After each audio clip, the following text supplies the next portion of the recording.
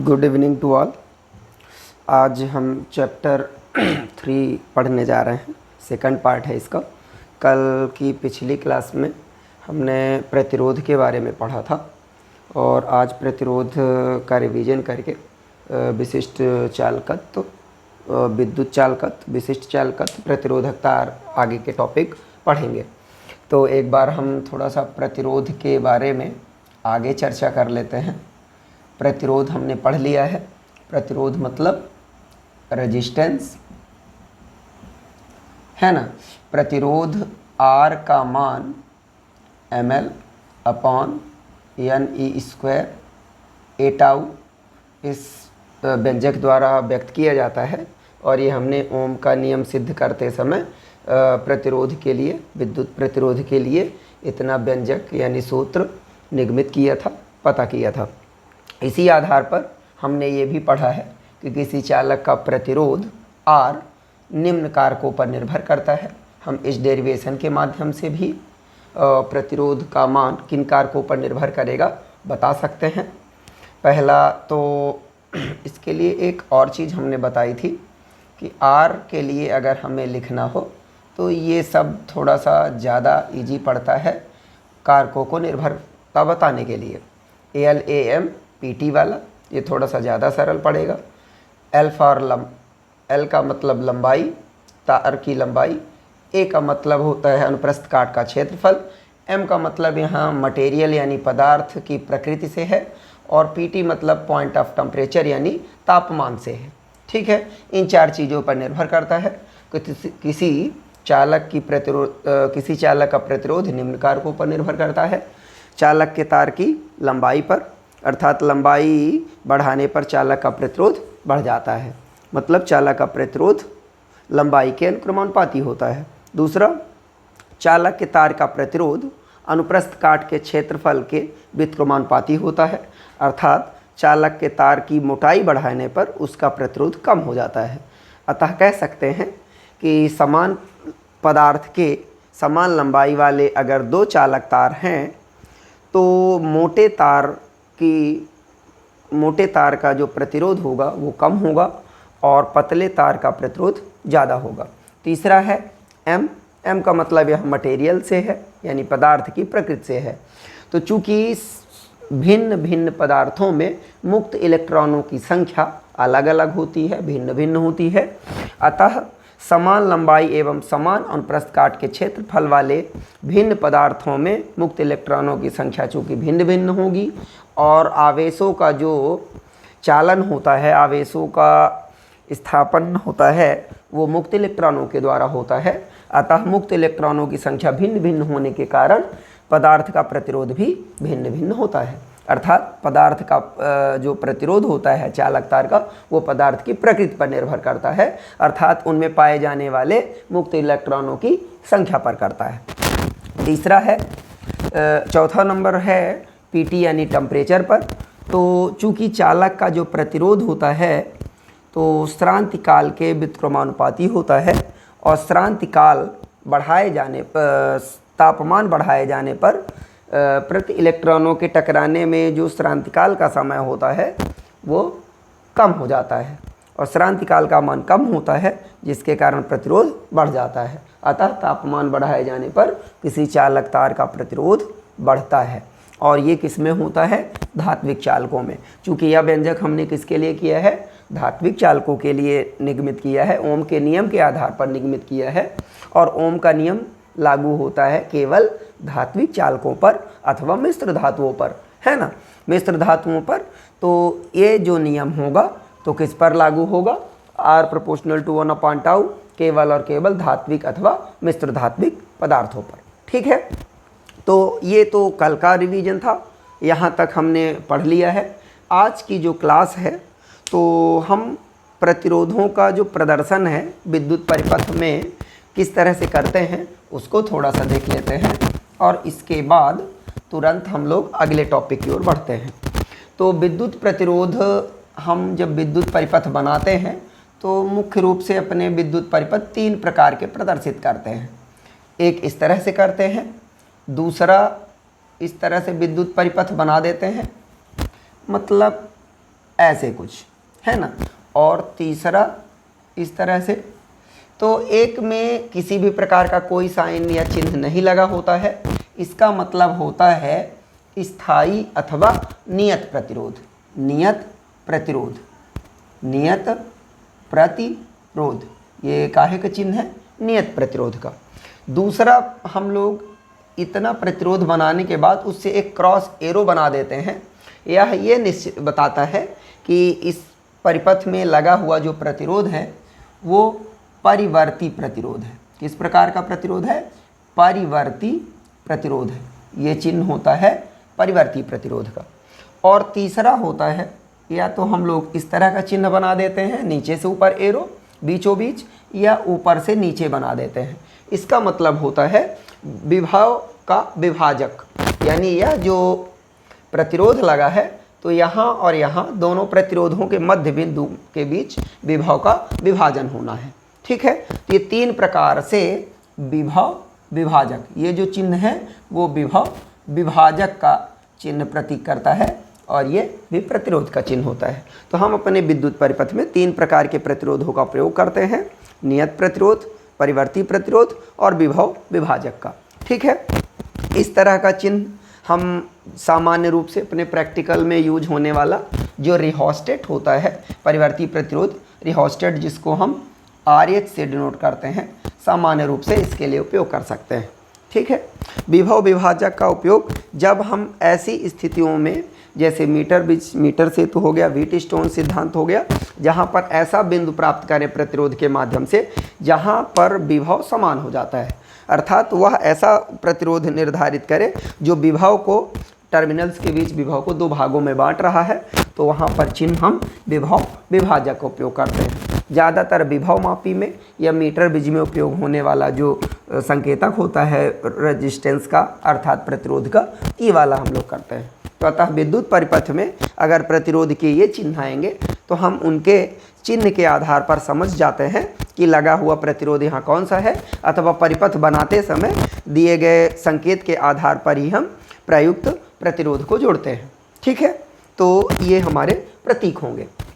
इसके बाद हम आते हैं, आज का जो मेन टॉपिक है वो है विद्युत चालकत्व। विद्युत चालकत्व प्रतिरोध का व्युत्क्रम होता है। तो इसकी परिभाषा हमें याद करने के लिए ये याद रखना होता है कि ये प्रतिरोध का व्युत्क्रम है, इसे G से प्रदर्शित करते हैं।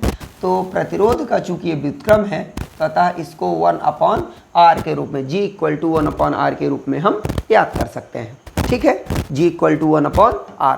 तो इसकी परिभाषा हम कैसे बनाएंगे? किसी चालक तार के प्रतिरोध के व्युत्क्रम को उस चालक तार का विद्युत चालकत्व कहते हैं। क्या कहते हैं? विद्युत चालकत्व कहते हैं। प्रदर्शित कहाँ से करते हैं? इसको G से प्रदर्शित करते हैं, अर्थात प्रतिरोध का विलोम या प्रतिरोध का व्युत्क्रम ही विद्युत चालकत्व कहलाता है। ठीक है, बिल्कुल सरल सी परिभाषा है। इस सूत्र को हमें शब्दों के रूप में व्यक्त कर देना है। 1 या 2 नंबर में ये परिभाषाएं हमको लिखते बनना चाहिए। सामान्य रूप से कभी कभी एक वाक्य में उत्तर दीजिए, एक शब्द में भी ये प्रश्न पूछा जा सकता है। तो हम क्या लिखेंगे? G = 1/r। इसका मतलब क्या होगा कि किसी चालक तार के प्रतिरोध के व्युत्क्रम को उस चालक तार का विद्युत चालकत्व कहते हैं। विद्युत चालकत्व अथवा सामान्य शब्दों में केवल चालकत्व भी बोल सकते हैं। ठीक है, अब हम ये लिखेंगे, इसे G से प्रदर्शित करते हैं, इसे G से प्रदर्शित करते हैं। तो सूत्र के रूप में G = 1/r 1/r। तो G = 1/r हो गया। चूँकि हम ओम के नियम से जानते हैं कि R = V/I होता है, इसलिए G = 1/V/I। तो इसका मतलब कि G = हो जाएगा I/V। G = कितना हो जाएगा? I/V हो जाएगा। तो इस तरह से, इस प्रकार G को हम क्या परिभाषित कर सकते हैं? इस प्रकार किसी विद्युत परिपथ में किसी चालक से प्रवाहित होने वाली धारा एवं उसके सिरों के मध्य लगाए गए विभवांतर के अनुपात को क्या कहते हैं, लगाए गए विभवांतर के अनुपात को उस चालक पदार्थ का अथवा उस चालक का विद्युत चालकत्व कहते हैं। सामान्य शब्दों में एक सीधी सी परिभाषा बोल देते हैं, इसको हमें शब्दों में व्यक्त करना है। तो किसी चालक का चालकत्व उस चालक में प्रवाहित होने वाली विद्युत धारा एवं उसके सिरों के मध्य लगाए गए विभवांतर के अनुपात के तुल्य होता है, बराबर होता है। ठीक है।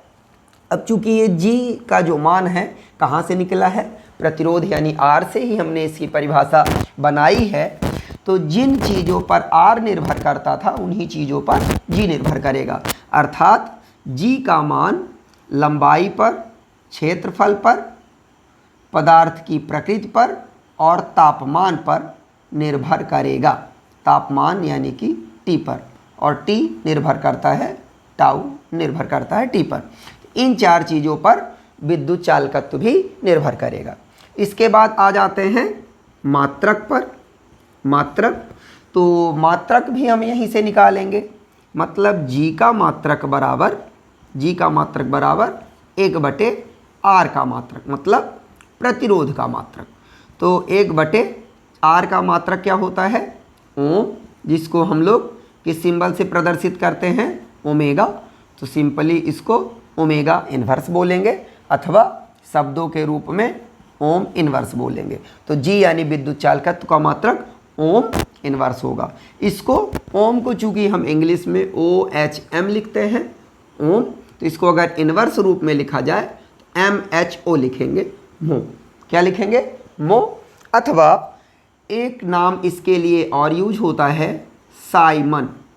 कौन सा नाम यूज होता है, साइमन।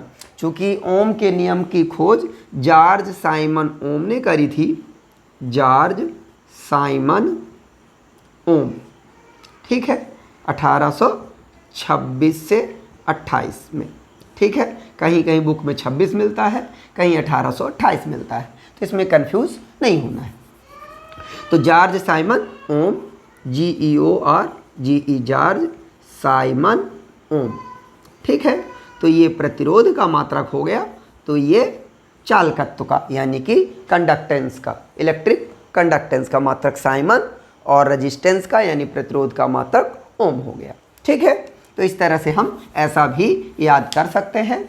इसके बाद आता है विमीय सूत्र। मात्रक के बाद हम लोग किसी भी भौतिक राशि का विमीय सूत्र निकालते हैं, तो विमीय सूत्र भी बिल्कुल यहाँ से निकाल सकते हैं, G का विमीय सूत्र। तो G का विमीय सूत्र निकालेंगे तो G बराबर 1/R, अर्थात G का विमीय सूत्र बराबर 1/R का विमीय सूत्र। ठीक है, हमें इतना याद रहना चाहिए।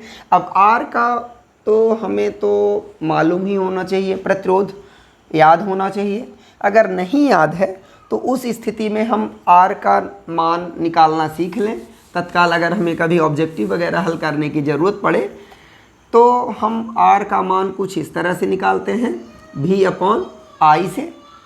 विभव का भी याद नहीं रहता, तो चूंकि विभव की परिभाषा हम जानते हैं कि कार्य किसी भी एकांक आवेश को ले जाने में किया गया कार्य। तो कुल मिलाकर के वर्क अपॉन Q × I इतना हो जाएगा। कार्य का विमीय सूत्र तो हमको याद ही रहता है, mL²T-2 Q, यानी कि I = होता है Q/T, अर्थात Q = IT। आपको बताया भी था कि चार्ज का तो हर हालत में हमको AT बिल्कुल याद होना ही चाहिए। तो चूँकि समय भी हमें सॉल्व करते समय एग्जाम में बचाना होता है, तो हर चीज़ें हम निकालने के मत्थे भी नहीं बैठ सकते हैं। तो Q = कितना हो जाएगा, AT, और विद्युत धारा का SI मात्रक एम्पियर। तो बीमा इसके लिए A ही यूज की जाएगी। अब इसको हल करते हैं तो ये हो जाएगा mL²T-2 × A² और ये TQ। तो यहाँ आ जाएगा आपका mL²T-1³ A−2 मिल गया। तो अब हम यहाँ पे रख देंगे mL²T-1³ A−2। तो विलोम कर देंगे तो ये हो जाएगा m−1 L−2 T³ और A² तो इस तरह से विद्युत चालकत्व का विमेय सूत्र m inverse L inverse square T cube A square, इतना विमेय सूत्र हो जाएगा। हम लोग इसको इस फार्मूले से अगर नहीं याद रहता है तो यहाँ से तत्काल इस तरह से निकालते हैं। तो ये निकालते हम लोगों से बनना चाहिए, इसकी हमें प्रैक्टिस कर लेनी चाहिए, ठीक है, ताकि अगर ज़रूरत पड़े तो हम निकाल सकें। अगर याद नहीं रह पाता है तो निकालने का ये तरीका रहेगा। इसके बाद अगला टॉपिक आता है, हमने प्रतिरोध पढ़ लिया, प्रतिरोध का व्युत्क्रम पढ़ लिया, अब प्रतिरोधकता पढ़ेंगे। प्रतिरोधकता हम पढ़ते हैं और ये प्रतिरोधकता एक इम्पॉर्टेंट टॉपिक है अपने ब्लूप्रिंट के अकॉर्डिंग, इस ईयर के ब्लूप्रिंट के अकॉर्डिंग। तो प्रतिरोधकता को समझते हैं कि आखिर ये प्रतिरोधकता क्या है। प्रतिरोधकता को देखते हैं। हमने अभी देखा कि किसी चालक का जो प्रतिरोध है, तो अगर पदार्थ चूँकि R equal to ml upon N E square A tau, और सामान्य रूप में लिखा था कि चालक का प्रतिरोध लंपट इन चार चीज़ों पर निर्भर करता है ना। मतलब अगर हम मटेरियल को फिक्स कर दें और तापमान को नियत कर दें, इन दो चीज़ों को न बदलें, ठीक, तो जो चालक का प्रतिरोध होगा वो निश्चित रूप से दो चीज़ों पर निर्भर करेगा। चालक का प्रतिरोध किस पर निर्भर करेगा? लंबाई पर, और चालक का प्रतिरोध क्षेत्रफल के व्युत्क्रमानुपाती होता है। ये चीज़ हमने जान ली है। तो अगर दोनों को हम समेकित कर दें, इकट्ठा कर दें, तो L R proportional to L upon A। अब अगर यहाँ पर ये प्रोपोर्शनल यानी अनुक्रमानुपाती का चिन्ह हटेगा, एक नियतांक लगेगा। इस नियतांक को हम रो RHO रो सिंबल द्वारा डिनोट कर दिए, तो ये हो जाएगा L अपॉन A, जहाँ पर रो एक नियतांक है। रो क्या है? एक नियतांक है, जिसे हम क्या कहते हैं? चालक पदार्थ की प्रतिरोधकता कहते हैं। चालक पदार्थ की, चालक की नहीं, चालक पदार्थ की प्रतिरोधकता कहते हैं। क्योंकि ये प्रतिरोधकता जो होती है वो मटेरियल का गुण होता है। हमने बताया ना कि मटेरियल फिक्स करना है, तो जो मटेरियल हमने फिक्स कर दिया जिस ताप पर, तो उसकी प्रतिरोधकता ये रो को द्वारा प्रदर्शित होती है, ठीक है। तो रो एक नियतांक है जिसे क्या कहते हैं? प्रतिरोधकता कहते हैं, ठीक। अब इसमें हमें समीकरण 1 है, अगर ये रो का मान निकालना है, तो अगर L इक्वल टू 1 हो जाए 1 मीटर और A equal to 1 metre square हो जाए, तो समीकरण 1 से R इक्वल टू रो, इसका मतलब R का मान, रो का मान R के इक्वल आ गया, या R का मान रो के इक्वल आ गया। कब? जब L चालक तार की लंबाई 1 मीटर लिए और उसका अनुप्रस्थ काट का क्षेत्रफल 1 मीटर स्क्वायर लिए। इस प्रकार से हम कह सकते हैं, इस प्रकार किसी चालक का विशिष्ट प्रतिरोध अथवा प्रतिरोधकता का दूसरा नाम क्या है? विशिष्ट प्रतिरोध, दूसरा नाम इसका होता है। प्रतिरोधकता को हम लोग नए नाम से जानते हैं, स्पेसिफिक रेजिस्टेंस। किस नाम से जानते हैं? स्पेसिफिक रेजिस्टेंस बोलते हैं, या इसी को रजिस्टिविटी के नाम से जानते हैं। स्पेसिफिक रेजिस्टेंस या रजिस्टिविटी, प्रतिरोधकता अथवा विशिष्ट प्रतिरोध, दोनों एक ही शब्द हैं, ठीक है ना। तो इसकी परिभाषा हम लोग लिखेंगे इस प्रकार: किसी चालक तार का प्रतिरोध जिसकी लंबाई 1 मीटर तथा अनुप्रस्थ काट का क्षेत्रफल 1 मीटर स्क्वायर हो, ऐसे चालक पदार्थ के प्रतिरोध को उस पदार्थ की प्रतिरोधकता कहते हैं। अर्थात ऐसा चालक जिसकी लंबाई 1 मीटर हो तथा अनुप्रस्थ काट का क्षेत्रफल 1 मीटर स्क्वायर हो, ऐसे पदार्थ के प्रतिरोध को हम उस पदार्थ की प्रतिरोधकता कहते हैं। यहाँ हमने देखा लंबाई आपको 1 मीटर करनी है और इसका अनुप्रस्थ काट का क्षेत्रफल भी 1 मीटर स्क्वायर करना है। मतलब लंबाई, चौड़ाई और ऊंचाई तीनों कितनी हो गई? 1 हो गई। इस प्रकार से हम कह सकते हैं कि एक ऐसा चालक जिसकी भुजा कितनी हो, ऐसा चालक पदार्थ जिसका घन कितना हो, घन के प्रतिरोध के बराबर होगा, जिसकी प्रत्येक भुजा कितनी हो? इकाई लंबाई की हो। ठीक है, किसी पदार्थ की प्रतिरोधकता उस पदार्थ के घन के प्रतिरोध के बराबर होती है। किसी पदार्थ की प्रतिरोधकता, किसी चालक की प्रतिरोधकता उस चालक के घन के प्रतिरोध के बराबर होती है जिसकी प्रत्येक भुजा की लंबाई 1 मीटर हो। घन क्या होगा? जिसकी लंबाई, चौड़ाई, ऊंचाई सब क्या हो? 1-1 मीटर हो। तो उसका घन यानी आयतन कितना होगा? 1 मीटर क्यूब होगा। यानी 1 मीटर क्यूब घन वाले पदार्थ के चालक के प्रतिरोध को उस पदार्थ की विशिष्ट प्रतिरोधकता या कि विशिष्ट प्रतिरोध कहते हैं। ठीक है, तो यहाँ से हमको समीकरण 1 से रो बराबर कितना आ जाएगा? RA/L। ये प्रतिरोधकता का सूत्र हो जाएगा। ये प्रतिरोधकता का क्या हो जाएगा? सूत्र। यही किसी पदार्थ की प्रतिरोधकता के लिए व्यंजक होगा। ठीक है, इतना हम लिख सकते हैं। अगर 2 नंबर में प्रश्न आता है तो हमें इतना सब कुछ लिखने की ज़रूरत नहीं होगी। हमें बिल्कुल सिंपल सी उसकी परिभाषा, उसका मात्रक और उसका विमीय सूत्र, केवल हमें इतना ही लिखना होता है 2 नंबर के प्रश्नों में। बहुत ज़्यादा इतना परेशान होने की ज़रूरत अपने को नहीं होती है। तो इसका मात्रक निकालना है, एसआई मात्रक। तो एसआई मात्रक देखिए इसी सूत्र से हम लोग निकाल लेते हैं। तो रफ वर्क में कहीं निकाल के डायरेक्ट लिख लेते हैं। तो रो इक्वल टू RA/L। तो R मतलब इसका मात्रक तो हमें याद हो चुका है, कितना होता है? ओम। क्षेत्रफल का मात्रक मीटर स्क्वायर, लंबाई का मात्रक मीटर। तो 1 मीटर से मीटर की 1 घात कैंसिल हो जाएगी। तो इसका मात्रक कितना आ जाएगा? ओम मीटर। क्या आ जाएगा? ओम मीटर अथवा m डैश मीटर। ठीक है, इस तरह से हम इसकी परिभाषा, मात्रक निकाल सकते हैं परिभाषा से, ओम मीटर। ठीक है, ये सिंबल फॉर्म में है, ये इंग्लिश में है और ये हिंदी में। हम लोग किसी तरीके से इसको व्यक्त कर सकते हैं। फिर विमीय सूत्र निकालना है। तो विमीय सूत्र निकालने के लिए इसी सूत्र का उपयोग करेंगे। तो विमीय सूत्र देख लीजिए, रो इक्वल टू होता है RA/L। तो R का विमीय सूत्र हमने बताया था कि याद होना चाहिए। अगर नहीं याद है तो निकालने का तरीका भी अभी आपसे हमने बात करी है। तो कितना आया था? ml² T inverse cube A inverse square. ये काहे का था? प्रतिरोध का था। अब यहाँ पे क्षेत्रफल का मतलब लंबाई का वर्ग और यहाँ पे लंबाई का L आ जाएगा। तो एक L से एक L पावर कैंसिल हो जाएगी।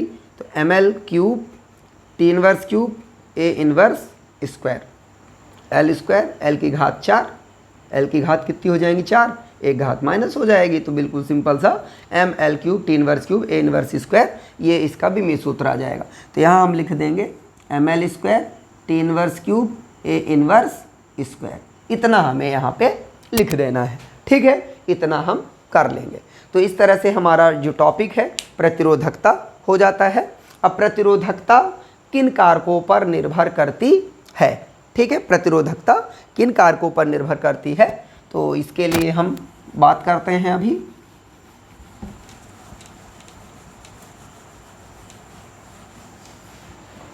तो देख लेते हैं प्रतिरोधकता किन कारकों पर निर्भर करेगी। तो सूत्र से ही सारी चीज़ें हमको पता करनी है। तो R rho equal to RA/L है। चूँकि R का मान ओम के नियम से हमने पता किया है ml/NE² A टाउ। तो रो इक्वल टू हो जाएगा, R का मान कितना रख दें?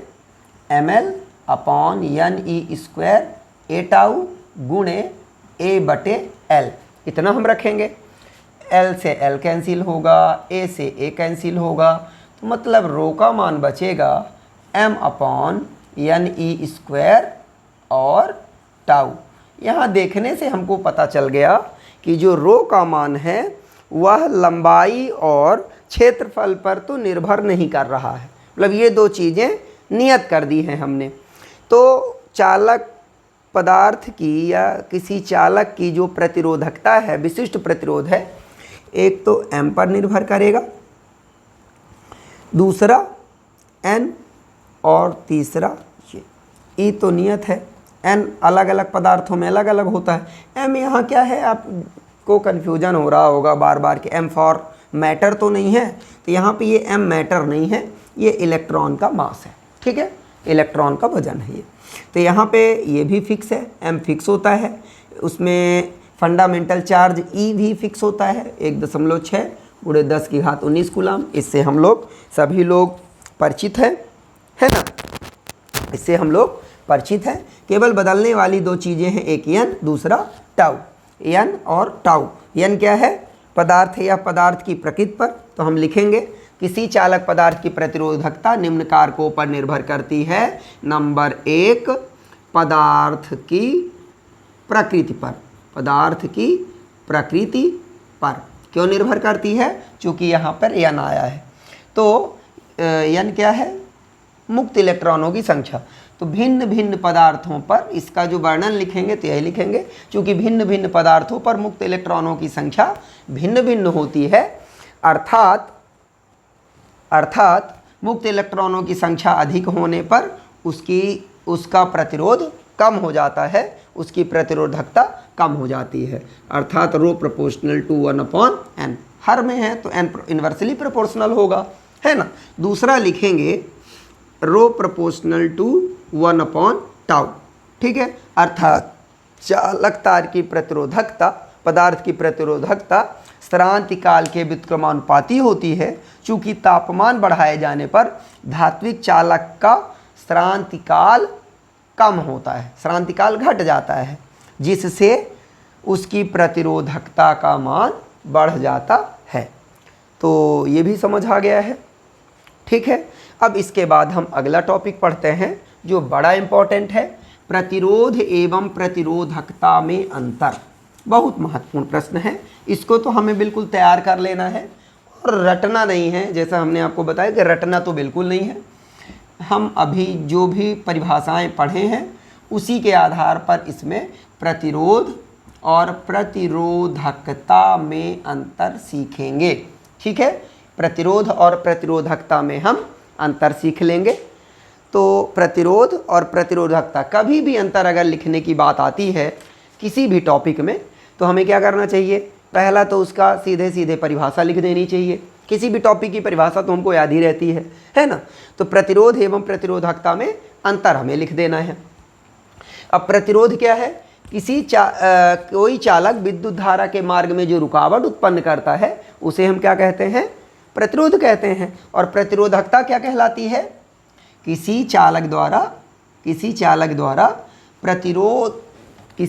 द्वारा विद्युत धारा के प्रवाह में उत्पन्न रुकावट, किसके, विद्युत धारा के प्रवाह में जो रुकावट उत्पन्न की जाती है उसको क्या बोलते हैं, प्रतिरोध कहते हैं। प्रतिरोधकता की परिभाषा क्या है, एकांक लंबाई और एकांक अनुप्रस्थ काट क्षेत्रफल वाले चालक तार के प्रतिरोध को उस चालक का विशिष्ट प्रतिरोध अथवा प्रतिरोधकता कहते हैं, ठीक है। ये पहला अंतर। तो पहला अंतर तो सबको पता है कि हमें परिभाषा का लिख देना चाहिए। किसका लिख देना चाहिए, परिभाषा का लिख देना चाहिए, ठीक है। दूसरा अंतर, इनका मात्रक का लिख देना चाहिए, बिल्कुल कॉमन सी बात है। तो प्रतिरोध का मात्रक तो हमें याद हो चुका है, ओम है, प्रतिरोधकता का मात्रक ओम मीटर है। तीसरा अंतर हमें इसका क्या लिख देना चाहिए, इसके विमीय सूत्र का लिख देना चाहिए। तो विमीय सूत्र इसका हमें याद है, ml² T inverse cube A inverse square, ये विमीय सूत्र। और इसके विमीय सूत्र में मीटर लंबाई एक बढ़ गई है, तो इसके विमीय सूत्र में बिना परेशान हुए एक और घात लंबाई का बढ़ा देंगे, तो ये विमीय सूत्र का है का हो जाएगा प्रतिरोधकता का। तीन तो बिल्कुल सरल है, परिभाषा का, मात्रक का, विमीय सूत्र का, तीन अंतर आ गए। अब दो जो मुख्य अंतर हैं उनको समझते हैं। दो जो मुख्य अंतर हैं, तो प्रतिरोध ये फार्मूले से आएगा, देखो ml/ne² A था, और प्रतिरोधकता में L और A कैंसिल हो गए थे, केवल ne² बचा था। तो जो प्रतिरोध है वह लंबाई एवं क्षेत्रफल पर निर्भर करता है। जो प्रतिरोध है किसी चालक तार की लंबाई एवं अनुप्रस्थ काट के क्षेत्रफल पर निर्भर करता है, जबकि R निर्भर नहीं करेगा किन पर, लंबाई पर और क्षेत्रफल पर। ये चौथा अंतर हो जाएगा। पचमा अंतर अगर लिखने की बात आती है, पचमा अंतर ये पढ़ सकते हैं कि जो प्रतिरोध होता है वो किसी चालक का गुण होता है। किसका गुण होता है? चालक का गुण होता है। ठीक है, कि चालक हमारा लंबा है, पतला है, मोटा है, टेढ़ा मेढ़ा है ना, किस प्रकार का, तो ये चालक का गुण होता है। कौन? प्रतिरोध। जबकि प्रतिरोधकता पदार्थ का गुण होता है। किसका? पदार्थ का गुण होता है। ठीक है, ये हमको पढ़ लेना है। ये चालक का गुण होता है, ये पदार्थ का गुण होता है ना। तो ये 5 बहुत महत्वपूर्ण अंतर हैं। ये इम्पॉर्टेंट क्वेश्चन हैं, हमें ये पढ़ लेना चाहिए। सामान्य रूप से या तो अंतर आता है या इससे रिलेटेड ऑब्जेक्टिव पूछे जा सकते हैं, तो इसके बारे में हमको काफ़ी अच्छे से पढ़े रहना है। ठीक है, तो कर लेंगे। इसके बाद अगला टॉपिक आ जाता है विद्युत चालकता का। जैसे हमने पढ़ा प्रतिरोध, तो प्रतिरोध का व्युत्क्रम क्या कहलाता है? विद्युत चालकत्व कहलाता है। और विद्युत चालकत्व के बाद अब हमने प्रतिरोधकता पढ़ लिया, तो प्रतिरोधकता का व्युत्क्रम भी होता होगा। तो प्रतिरोधकता का व्युत्क्रम 1/ρ जो है, तो ये कहलाता है विद्युत चालकता। विद्युत चालकता है ना। तो विद्युत चालकता की परिभाषा हम इस चिन्ह द्वारा, यानी कि विद्युत विशिष्ट प्रतिरोध का व्युत्क्रम जो है वो किस नाम से जाना जाएगा? विद्युत चालकता अथवा विशिष्ट विद्युत चालकत्व। विशिष्ट विद्युत चालकत्व, ठीक है, इस नाम से जाना जाएगा। तो परिभाषा क्या लिखा करेंगे विद्युत चालकत्व की? किसी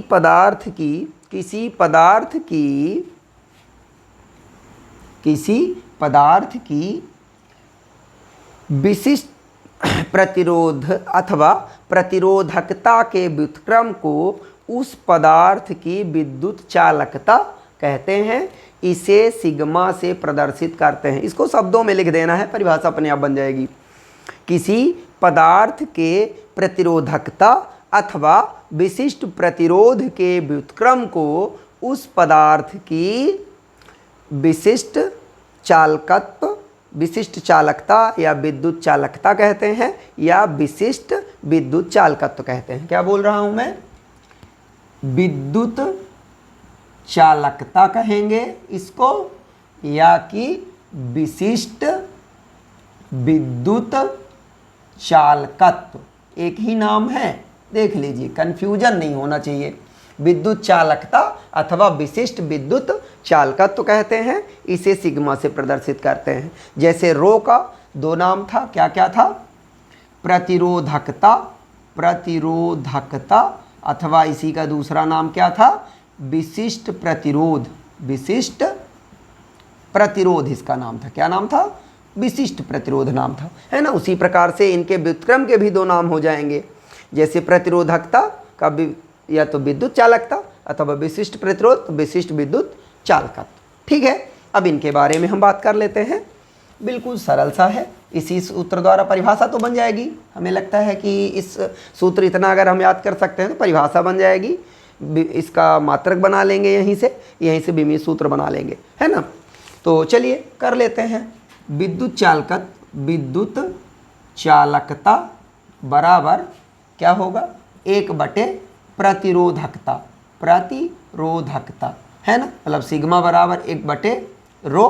अब आते हैं, चूंकि रो बराबर कितना होता है भाई?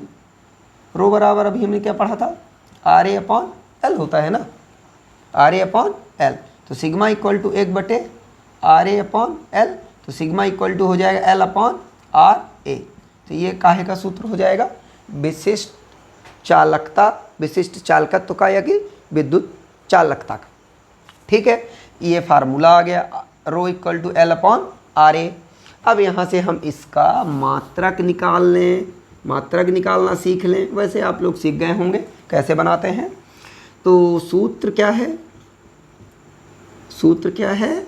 सिग्मा इक्वल टू L/RA ना। तो इसका मात्रक हो जाएगा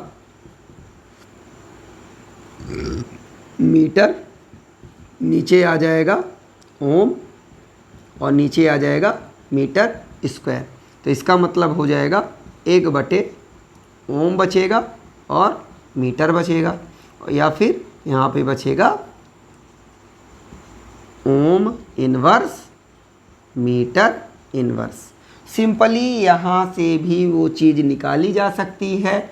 इसका मात्रक एक, प्रतिरोधकता का क्या मात्रक था, ओम मीटर, अर्थात ओम इनवर्स मीटर इनवर्स। यहाँ से डायरेक्ट भी हम निकाल सकते हैं। ठीक है, ये तो बात होगी क्या है कि एसआई मात्रक की। मात्रक के बाद आता है बीमी सूत्र का। तो बीमी सूत्र तो हम यहीं से निकालेंगे। ठीक है, बीमी सूत्र निकाल लें, अथवा बीमी सूत्र अगर रो का याद है तो रो से कर लीजिए, पर सामान्य रूप से याद नहीं रह पाता है तो हम यहीं से निकालना सीखते हैं। तो रो का होगा L/R इंटू ए। एल का हो जाएगा L, R का हो जाएगा mL², T inverse cube A inverse square, और यहाँ आ जाएगा L²। ठीक है, तो ये आ जाएगा सिग्मा का बीमी सूत्र। L से L कैंसिल, तो M इनवर्स L की पावर यहाँ होंगी -4 घातें, 4 घात में 1 घात घटेगी तो -3 घातें, तो L³ T की घात -3 है, ऊपर जाके धनात्मक हो जाएगी। A की 2 घात माइनस में है, ऊपर जाके धनात्मक हो जाएगी। M inverse L³ inverse cube T³ A², ये हो जाएगा इसका बीमी सूत्र। ठीक है, तो इस तरह से ये चीज़ हम इसमें कर सकते हैं। ठीक है, अगला टॉपिक है विद्युत चालकता और धारा घनत्व में संबंध। विद्युत चालकता और धारा घनत्व में संबंध हमको पढ़ना है, और ये इस सेशन का, इस क्लास का लास्ट टॉपिक रहेगा। इसके बाद फिर हम लोग पढ़ेंगे प्रतिरोधों का संयोजन।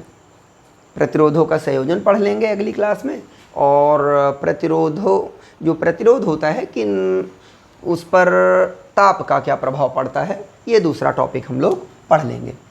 चलिए, तो इसको पढ़ लेते हैं, धारा घनत्व और विद्युत चालकता में संबंध। धारा घनत्व और विद्युत चालकता, इन दोनों के बीच में संबंध पढ़ना है। तो धारा घनत्व क्या है, एक बार रिवाइज करवा देते हैं। पिछली क्लास में हमने पढ़ा था, जैसे प्रदर्शित करते हैं एकांक अनुप्रस्थ काट क्षेत्रफल से प्रवाहित होने वाली विद्युत धारा को धारा घनत्व कहते हैं। विद्युत चालकता हमने अभी पढ़ ही लिया। विद्युत चालकता मतलब सिग्मा इक्वल टू प्रतिरोध के व्युत्क्रम को क्या कहते हैं, प्रतिरोधकता के व्युत्क्रम को क्या कहते हैं, विद्युत चालकता कहते हैं। तो जे और सिग्मा के बीच में हमें रिलेशनशिप प्रूफ करनी है। तो शुरुआत कहाँ से करना चाहिए हमें, ये रो शब्द है और ये रो शब्द का फार्मूला हमको पता है, यहीं से कुछ शुरुआत कर सकते हैं। इसके अलावा और तो शुरुआत करने का कुछ सिस्टम समझ में अपने को नहीं आता है। तो लिखते हैं, माना किसी चालक तार की लंबाई L, अनुप्रस्थ काट का क्षेत्रफल A तथा प्रतिरोध कितना है, R है, तब विशिष्ट प्रतिरोध रो बराबर RA/L होता है। इतना रो इक्वल टू RA/L। तो ये तो प्रतिरोध की बातें हैं, प्रतिरोधकता, रुकावट से संबंधित सारी चीज़ें हैं, और हमको बदलना है चलने से संबंधित, चालकता है ना। तो RA/L है, हमने यहाँ देख लिया है। R का मान कुछ बदलते हैं, तो चूँकि R जो होता है ओम के नियम से V/I के बराबर होता है। कहाँ से ये नियम हमको पता है, ओम के नियम से R बराबर V/I, तो इसलिए रो बराबर हो जाएगा V/I इंटू A/L। ठीक है, तो रो इक्वल टू हो जाएगा V/L, ये और ये, यहाँ पे बचेगा A/I, और हम जस्ट अभी जान चुके हैं कि A/I नहीं होता, I/A होता है, जिसको हम धारा घनत्व के नाम से जानते हैं। तो रो इक्वल टू भी अपॉन एल होल अपॉन करेंगे तब तो ये इन्वर्स होगा, इन्वर्स करना है इसको, तब हमारा धारा घनत्व वाला फार्मूला लगेगा। इसीलिए यहाँ पे हमने इसको क्या कर दिया, प्रतिलोम कर दिया। तो भी upon L whole upon I upon A. अब चूंकि भी अपॉन एल क्या है, ई, जिसको हम क्या बोलते हैं, विद्युत क्षेत्र की तीव्रता। और जब हमने विद्युत क्षेत्र पढ़ा था तो बताया था कि ये रिलेशनशिप हमको विद्युत क्षेत्र और विभव के बीच में संबंध जो होता है ये नहीं भूलना है। इस डेरिवेशन को हमने E equal to D V upon D X के रूप में पढ़ा था। Minus D V upon D X ये उसी का सामान्य रूपांतरण है आंकिक रूपों में, और ये डिफरेंशियल टाइप में था, है ना। तो ये हमको कभी नहीं भूलना है, ये याद होना चाहिए। तो V upon L equal to कितना आ गया है, E। इसी प्रकार से आई अपॉन ए क्या है, आई अपॉन ए क्या है, धारा घनत्व। धारा घनत्व जिसको हम जे से प्रदर्शित कर रहे हैं, तो जे बराबर हो जाएगा क्या, धारा घनत्व हो गया ये। तो इसलिए रो के स्थान पर रो हो गया, भी अपॉन एल के स्थान में क्या रख दिए, ई अपॉन आई अपॉन ए के स्थान में क्या रख दिए, जे। ठीक है, तो इस प्रकार से अब रो को प्रदर्शित करना है तो रो होता है 1/सिग्मा के बराबर, तो ई अपॉन जे। तो कह सकते हैं कि जे बराबर सिग्मा इंटू ई होता है, और sigma equal to J upon E लिख सकते हैं, और क्या लिख सकते हैं इसको, E equal to sigma into J लिख सकते हैं। अपने अपने तरीके से मेन ये दो चीज़ें हम जरूर लिख सकते हैं। ठीक है, तो इस तरह से धारा घनत्व एवं विद्युत चालकता के बीच में इतना संबंध होता है, अर्थात धारा घनत्व विद्युत चालकता एवं उस बिंदु पर विद्युत क्षेत्र के गुणनफल के बराबर होती है। ठीक है, इतना हम कर सकते हैं, है ना। तो इसके बाद अगला टॉपिक जो है ओम के नियम की सीमाएं हैं, उसको हम पढ़ना है हमें। तो ओम के नियम की सीमाएं हम चूँकि पढ़ चुके हैं, अगली क्लास में हम लोग मिलेंगे और पढ़ेंगे किसी चालक का जो प्रतिरोध है उस पर ताप का क्या प्रभाव पड़ता है, किसी चालक पदार्थ के प्रतिरोध पर ताप का क्या फर्क पड़ेगा, और दूसरा फिर तार अथवा प्रतिरोधकों के संयोजन की बात हम अगली क्लास में करेंगे। धन्यवाद।